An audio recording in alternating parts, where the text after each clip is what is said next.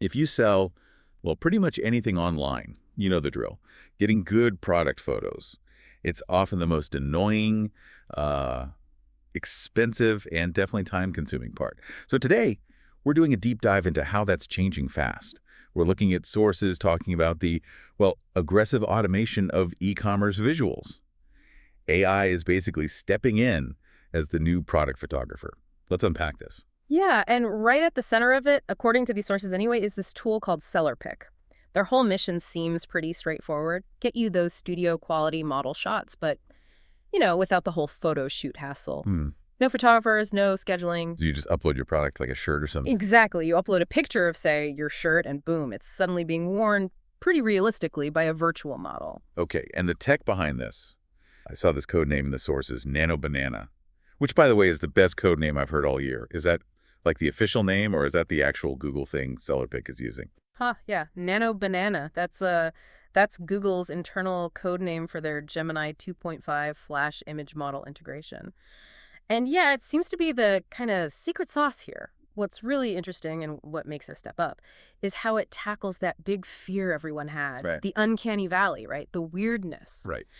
This Nano Banana integration gives them apparently really crucial character consistency.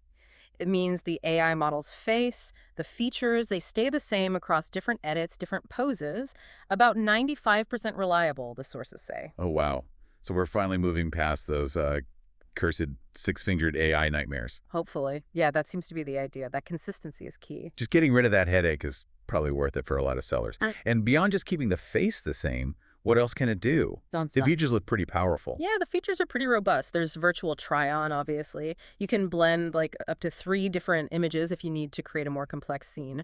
Changing backgrounds is easy, and crucially, it seems to preserve the natural lighting from your original photo pretty well. So it actually looks professional, not just slapped onto a model. It seems like it. Sellers are definitely reporting saving thousands on photo shoots, and we saw that one review, right? Someone said their clicks actually doubled after swapping out their basic DIY photos for these AI ones. Doubled clicks, that's It significant. really changes the game, especially for smaller sellers. And it goes further. There's this image to video feature, too. It can generate these short, like 10-second video clips that look pretty natural, apparently so natural that some customers actually ask the sellers about their video production team. Hold on, video. I saw mentions of VEO3 in the sources. Is that part of SellerPic too, or is that something else? Good question. That's an important clarification. No, VEO3 is a separate Google thing, a dedicated video generation model. The video feature in SellerPic is their own built-in system, not VEO3. Okay, got it. Good context. So, all right, if people are saving thousands, doubling clicks, Yeah. where's the catch? Because, there's always a catch with this stuff. Right. Well, the catch seems to live mainly in 2 areas: accuracy and, because of that, the business model. The main limitation seems to be interpreting the garment itself. It's apparently about 90% accurate. 90% sounds pretty good. It is good, but that 10% gap means you might need a few tries to get a complex item right.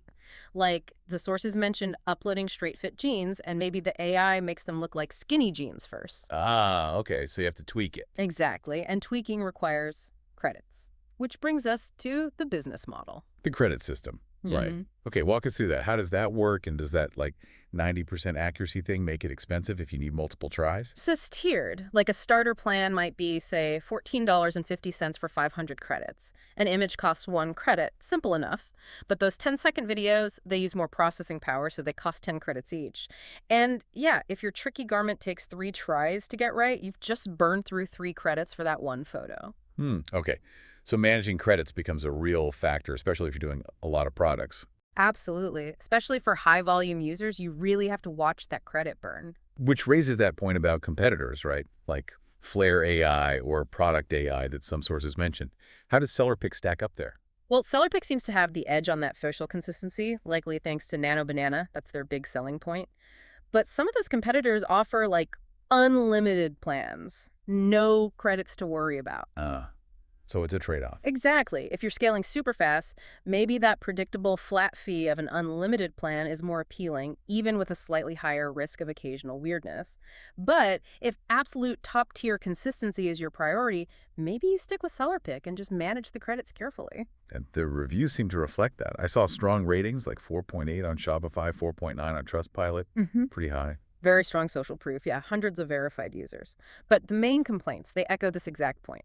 Complex edits can burn credits really fast. And for, say, high-end luxury brands, any hint of AI tell, any little unnatural artifact could be a complete deal breaker. It has to be perfect. So you save time, maybe a lot of money on the photo shoot itself, but you might spend more time on the back end, managing credits and doing quality control on the AI's output. That seems to be the current state of play. So what does this all mean for you listening right now? Okay, the takeaway seems to be SellerPic can genuinely deliver professional-looking results, especially for Shopify stores, Amazon sellers, people trying to avoid photo shoots altogether.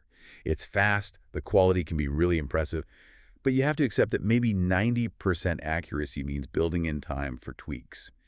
And you got to watch those credits. Right. Which leads to maybe a final thought to chew on. If AI like this can already handle e-commerce photography with such high consistency, what level of quality and maybe more importantly, what level of accuracy is needed before that virtual model is just completely indistinguishable from a real photo shoot?